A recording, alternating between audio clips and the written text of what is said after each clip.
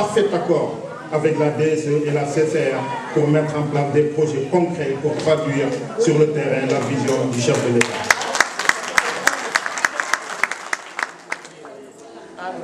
Je ne peux finir sans exhorter mes camarades à ce que le président appelle la gestion sobre et vertueuse, qui doit aussi se traduire dans des réalités concrètes. Nous sommes condamnés à donner le bon exemple. Si nous voulons travailler pour la réélection du président Macky Sall, nous devons montrer le bon exemple sur le terrain, par notre comportement, par notre union et par notre sens du sacrifice. Ce sont des choses très importantes sur lesquelles j'insiste pour que le parti puisse aller de l'avant dans l'intérêt du Sénégal. Je remercie l'assistance et je remercie encore à nouveau mon coordonnateur Raphaël Tine. Je le dis 2 fois, comme ça je ne ferai pas de jaloux. Voilà. Juste pour souligner avant de partir que nous sommes 2 à représenter la section de Montpellier, mais on s'était mobilisé pour venir vraiment en nombre aujourd'hui. Malheureusement, on a eu un cas de décès. Il y a une de nos camarades qui a perdu sa maman avant-hier et du coup on a été obligé pour la plupart d'entre nous d'annuler. Voilà, cela traduit le soutien que nous avons pour la section d'Aix et l'amour que nous portons en vous et la confiance que nous avons en vous pour avoir tenu le moment.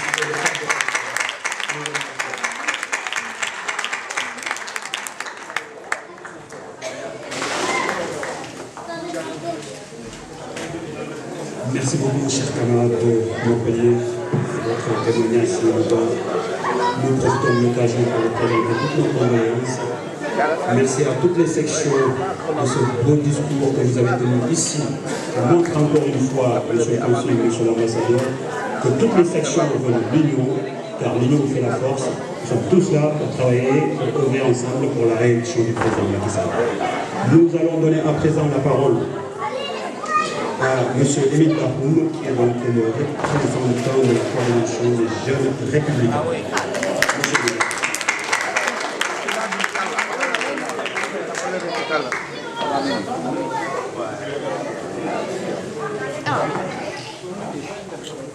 Merci beaucoup, monsieur le modérateur.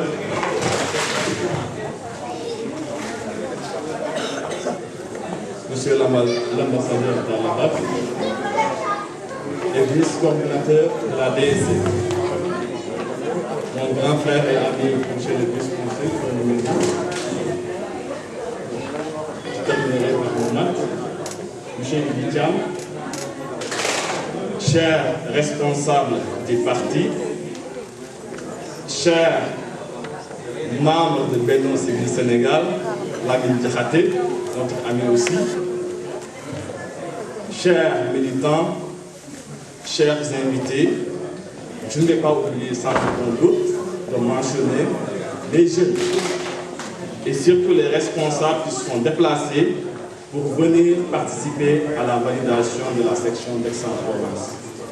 Donc à vous les jeunes, merci pour votre engagement, auquel d'ailleurs je reviendrai tout à l'heure. Je voudrais juste, après en effet les bons discours qui ont été prononcés ici, réitérer mes salutations militantes au nom de la Cogère de France.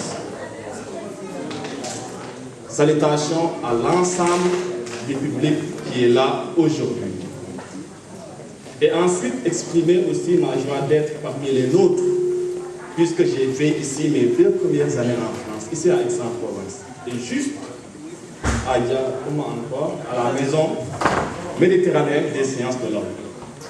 Donc vous me rappelez un très bon souvenir quand je venais de mettre pied en France et pour la première fois je sortais du Sénégal.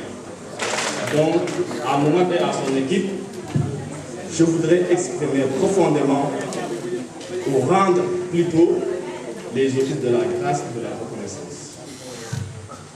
Alors, cela dit, je voudrais vous exprimer au nom de la Cogère nos sincères félicitations et encouragements. À Mohamed, bien sûr, à Fodé, le responsable des jeunes, et à travers eux, à l'ensemble de l'équipe. Nous sommes là aujourd'hui pour procéder à la validation officielle de la section d'Aix-en-Provence. Et la journée a été enrichie par un thème axé sur la problématique du retour des Sénégalais de l'extérieur, qui est un vieux sujet, mais aussi un sujet d'actualité. Et je crois que les intervenants nous ont donné toutes les raisons pour que le retour soit enfin effectif pour l'émergence, bien sûr, du Sénégal. Après les félicitations et encouragements, je voulais souhaiter à la nouvelle section la bienvenue dans la famille de la paix. J'espère que la section va faire briller nos yeux et va remplir notre cœur de bonheur lumineux. Cela dit, je crois qu'ils vont remplir parfaitement, comme ils l'ont si bien commencé, les missions qui sont dédiées à nos sections. La défense des positions et orientations du président, la massification et la fidélisation des militants, la pédagogie de l'action gouvernementale.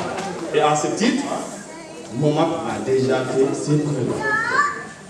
J'espère qu'il sera accompagné pour que le travail qu'il faisait déjà dans la section de Marseille puisse être beaucoup plus dynamique encore. Et je suis personnellement très honoré de la composition de la section d'Aix-en-Provence. Ce sont les jeunes qui sont là. Une section qui est totalement à l'image de la population du Sénégal, une population jeune. Donc, une population qui doit être dynamique. Donc, une section qui doit être dynamique. On attend de vous une force de proposition. Donc, Momak, il ne faut pas décevoir la confiance que nous plaçons en vous aujourd'hui. Le travail vient de commencer. Donc, qui vivra verra. Alors, vous êtes une section jeune. Et cela m'inspire un peu à convoquer Corneille qui a fait dire à Rodrigue, oui, je suis jeune, il est vrai, mais aux ans bien nés, la valeur n'atteint de nombre d'années. Donc soyez sûrs et certains que vous pouvez faire bien et bien. Donc là, parlant des Gaulois. Deux propos que je vais relever à travers les discours. L'engagement politique et l'unité. L'engagement, surtout à l'endroit des jeunes, puisque tout ce qui se décide aujourd'hui nous concerne directement. Et comme ce qui se décide nous concerne, il faut y prendre part. Il faut qu'on occupe la place des jeunes pour dire non quand ça ne va pas, pour dire oui et encourager quand tout va bien. C'est ça le rôle de la jeunesse d'aujourd'hui. Si on ne le fait pas, on a raté la vocation et nos petits-enfants ou nos enfants même pourront nous le reprocher parce que nous sommes avertis. Donc, j'ai appelé tout dernièrement, j'ai lancé un appel, je vais dire, appel à la jeunesse de mon pays, à l'engagement politique, à aussi considérer le PSC comme le chemin véritable de la conversion politique et économique. C'est pour cela que je compte beaucoup sur les jeunes. Le président Macky Sall aussi compte beaucoup sur les jeunes et sur les femmes. Alors, levons-nous comme un seul homme pour bâtir le Sénégal émergent. Par rapport à l'unité, je crois que vous l'avez dit. C'est Homère qui le disait au temps antique. Que dans l'unité, même les plus médiocres, les projets les plus médiocres peuvent faire la force. Mais dans l'adversité, les grands projets, comme par exemple les projets du PSC, vont s'écrouler. Autrement dit, l'unité est une condition sine qua non pour un développement économique harmonieux et pour aussi une prospérité partagée. Il faut qu'on soit dans la stabilité politique, dans la cohésion pour aujourd'hui atteindre nos objectifs. Alors, comme nous le savons, unissons-nous comme des membres des mêmes familles et avançons ensemble. Sur ce, je voudrais vraiment remercier une fois de plus Momak et les encourager. Profiter de l'occasion aussi pour excuser le directeur des bourses de bien être là. Il a même pris son billet, mais à la dernière minute pour des empêchements familiaux, donc il a été retenu. Il m'a chargé de vous saluer et de vous dire qu'au mois de février, il va rencontrer l'ensemble des étudiants. Je dis bien l'ensemble des étudiants. Je le dis dans une manifestation politique. Mais les bourses n'ont pas de coloration politique. C'est pour tout le monde.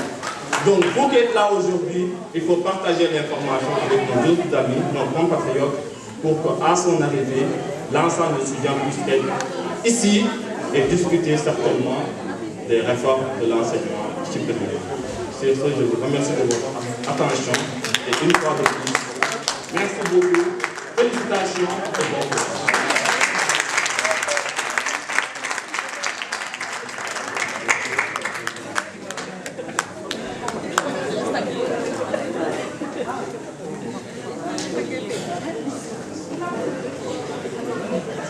Merci beaucoup, M. Émile Barry. Nous allons à présent passer la parole à M. Idi Thiam, qui est donc le représentant de CCR, coordination des cadres républicains. M. Idi Thiam.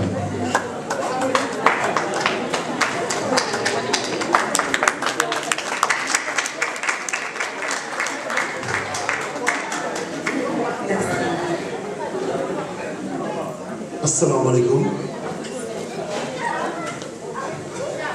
Donc, je vais faire comme tout le monde.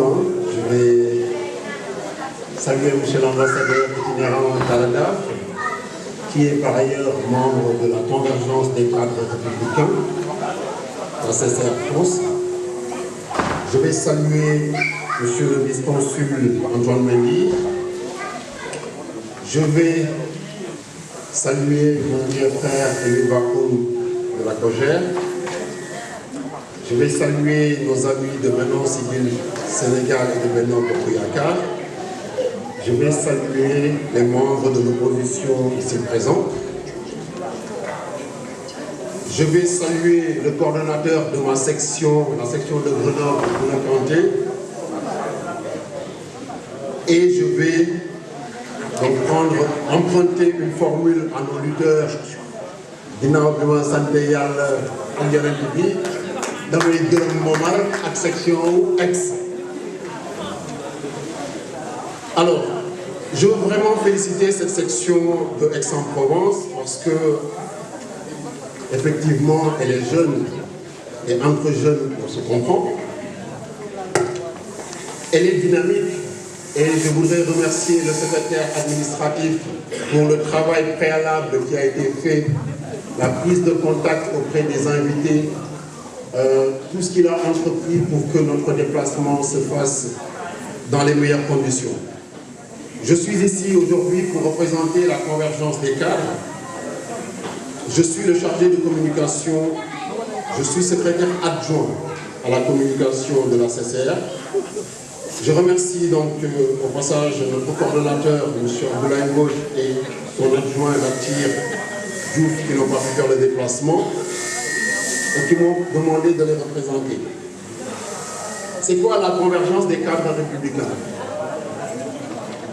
C'est une structure de la DSE, la délégation des Sénégalais de l'extérieur, qui regroupe les cadres de l'APR. Les cadres se réunissent tous les mois pour discuter, échanger de sujets d'actualité, discuter de thématiques qui peuvent contribuer au programme du président de la République, débattre entre eux et avec aussi le monde extérieur, mais, comme j'ai l'habitude de le dire en réunion de la CCR, être cadre n'est pas un privilège. Être cadre, c'est un sacerdoce. C'est une responsabilité dans un pays où moins de 10% de la population accède à des études supérieures. J'en profite d'ailleurs pour vous inviter le 13 février prochain à Paris, où la convergence des cadres tient une journée importante sur la problématique des retraites des Sénégalais de l'extérieur. Beaucoup de nos parents ici présents, à la fin de leur activité professionnelle, ont d'énormes difficultés quand ils rentrent chez nous à percevoir leur retraite. La CCR a décidé de plancher sur le sujet et il y aura le ministre du Travail, M. Mansourci, qui sera présent. Il y aura le DG de l'IPRES qui sera présent, le DG des prestations de l'IPRES qui sera présent. Et nous allons travailler avec la Caisse nationale d'assurance vieillesse de la région Île-de-France. C'est une journée importante. Pourquoi je vous rappelle cela? Parce qu'effectivement, il y a beaucoup de jeunes. Mais comme le disait Émile, la valeur n'attend point le nombre des années. Et je vais citer Fanon, Hans Fanon, qui disait que chaque génération doit, dans une relative opacité, découvrir sa mission, la remplir ou la trahir. Et quand je vois la motivation, le dynamisme et l'engagement de mes camarades aujourd'hui, je n'ai pas l'impression que la section de Aix va trahir sa mission. J'ai plutôt la conviction qu'elle va la remplir.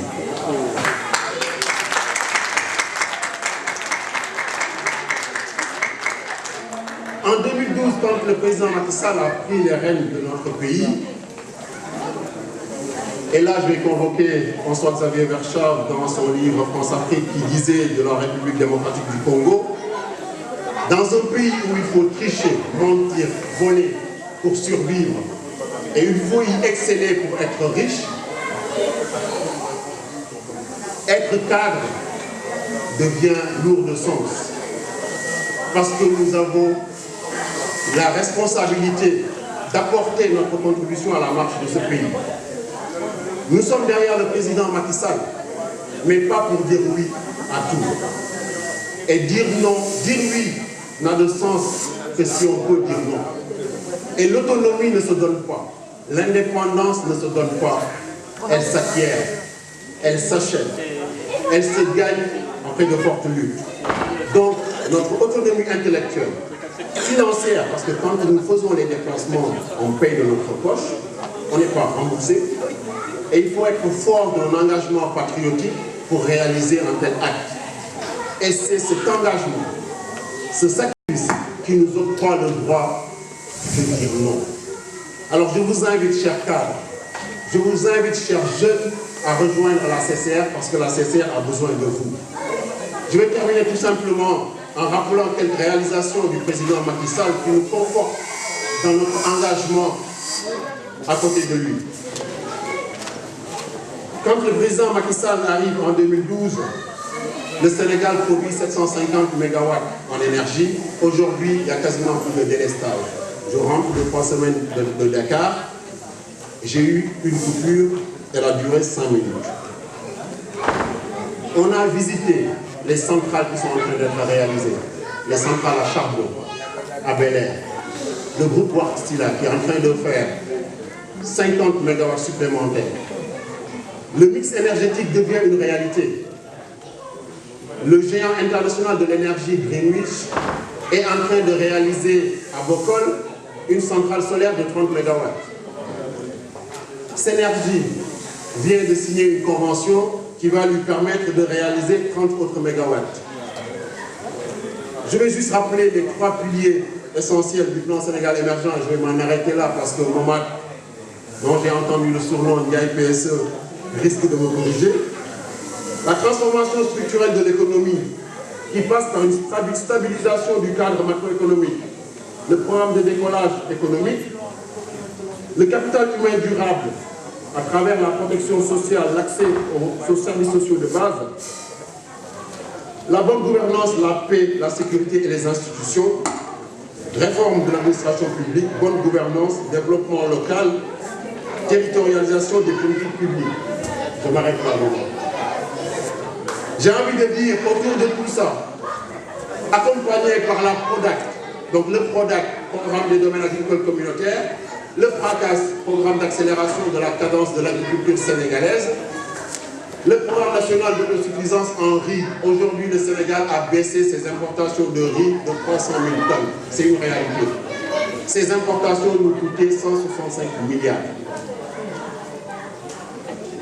Les corridors céréaliers, les agropoles intégrés, les infrastructures routières à travers le PUDC, les routes, les pistes, qui vont permettre de transporter tout ce qui a été produit. Les industries de primo-transformation. Le Sénégal émergent est en marche. Et je vais finir par un petit conseil de petit frère. Dans toute structure, il y a 3 types de personnes. Am na ñoo xam ne mënuñu dem te bëgguñu ko dem. na ñoo xam ne dañu bëgg a dem mais ñun kese ñooy dem am na ñoo xam ne dañuy dem te dañu bëgg ku ànd ak ñoom dem et j'ai l'impression que moom ak dafay dem te dafa bëgg ngeen ànd ak ñoom dem.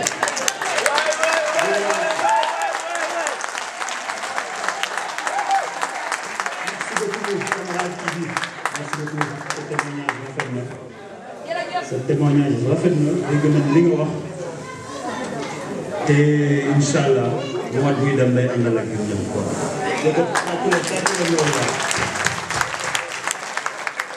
À présent, nous allons passer la parole à M. Antoine Mendy, le vice-consul, le représentant du Sud. Mais qui mieux qu'Amina Diaoudiaye pour présenter M. Antoine Mendy? Le savez-vous, monsieur? Vous êtes inscrit parmi le chantre des immortels en politique. Vous êtes actrice référentielle du Sud. Et vous nous manquez des fois, non pas par affection, mais par souci républicain, parce que vous servez la nation et vous la servez comme il se doit.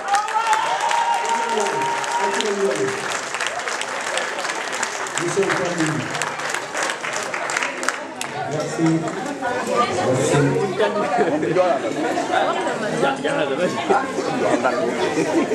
Excellence, Monsieur le Canada. Mesdames, Messieurs, chers camarades, je vais quand même adresser des salutations tout à fait particulières à tous les responsables de cette transition déplacée qui sont là présents dans cette salle. Vous remercier, vous féliciter davantage sur tous les actes posés depuis la création de ce parti. Je vous en remercie. Les femmes d'Aix-en-Provence, mais je dirais tout simplement les femmes de l'APR, mention spéciale Boguinal du Tao, vous faites un travail extraordinaire. Depuis le début, à chaque fois qu'on se déplace, les femmes sont toujours avec nous, qui nous accompagnent, qui laissent leurs maris, leurs enfants, qui sont tout le temps dehors. Quand il pleut, il neige, vous êtes tout le temps avec nous. Merci beaucoup ces femmes. Parfois même on n'est pas de procession. Vous-même. Merci. Nous voici donc réunis à l'occasion de l'installation de cette section. Comme vous le savez, la plus haute instance statutaire de notre parti est réunie pour l'occasion.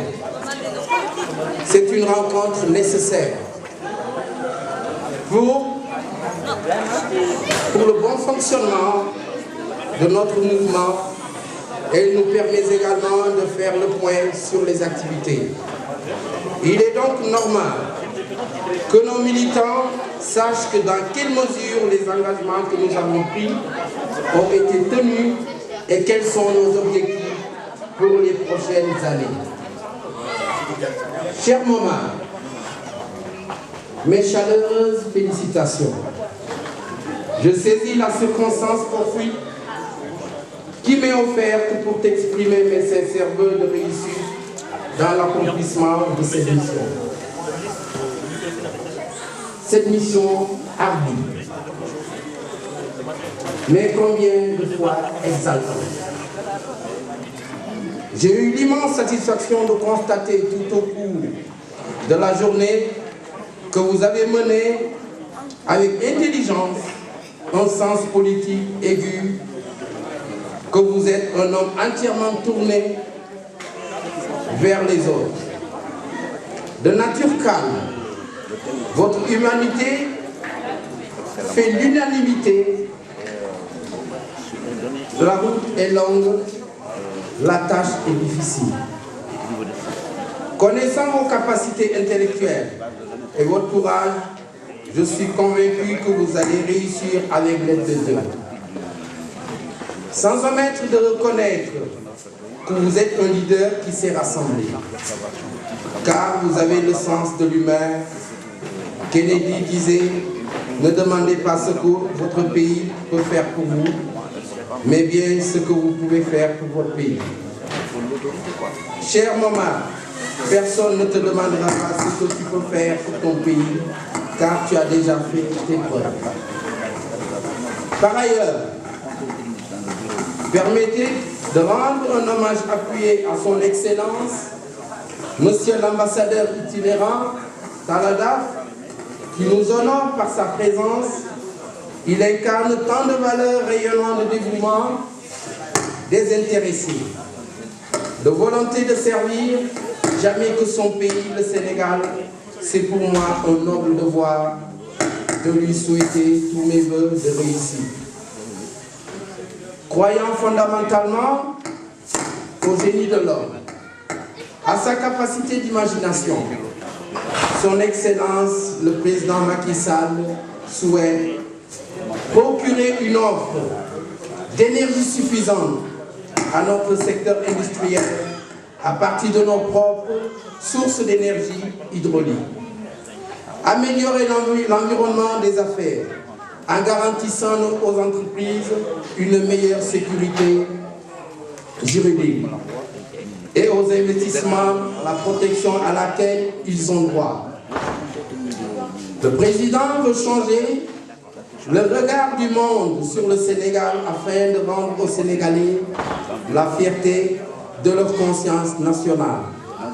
Engager le pays en voie de renaissance et faire en sorte qu'un avenir meilleur soit toujours possible pour la jeunesse. Ainsi, une vraie politique de retour est mise en place pour permettre un accompagnement et une insertion durable. Cette version optimale de notre leader trouve pleinement son écho à travers cette belle journée qui aura permis de mieux comprendre les politiques publiques pour un retour de notre jeunesse. Je fais donc appel à un Sénégal et à un devoir patriotique et à une conscience citoyenne qui anime le peuple sénégalais. Pour permettre au président d'accomplir pleinement sa mission, car celui qui méprise son État diminue son honneur, disait Max Massény, le petit-fils de Kocc Barma. M'inspirant de Jean Jaurès, dans son ouvrage « Discours à la jeunesse », laissant pour la postérité cette antique et pertinente citation « Il ne faut avoir aucun regret pour le passé, aucun remords pour le présent, mais une foi inébranlable pour l'avenir. » J'invite donc la jeunesse sénégalaise à marcher avec foi à notre avenir pour que l'émergence ne soit plus un rêve, mais plutôt une réalité. Je voudrais tout simplement dire ici à Mouma, vous avez une section très jeune. Le Sénégal fait 65% des personnes ont 50 ans juste. Donc on a 65% de la population sénégalaise très jeune. Aujourd'hui, la confiance de toutes les sections du sud de la France pose un regard sur la section d'Aix-en-Provence. Je l'avais dit, la section d'Aix-en-Provence pouvait s'ériger comme le laboratoire du parti ici dans le sud de la France. Par la ville, qui est une ville estudiantine, par le potentiel des Sénégalais qui est dans cette ville. Je pense qu'il est important que la section d'Aix puisse en tout cas commencer à marquer en tout cas son itinéraire, parce que vous avez vraiment de la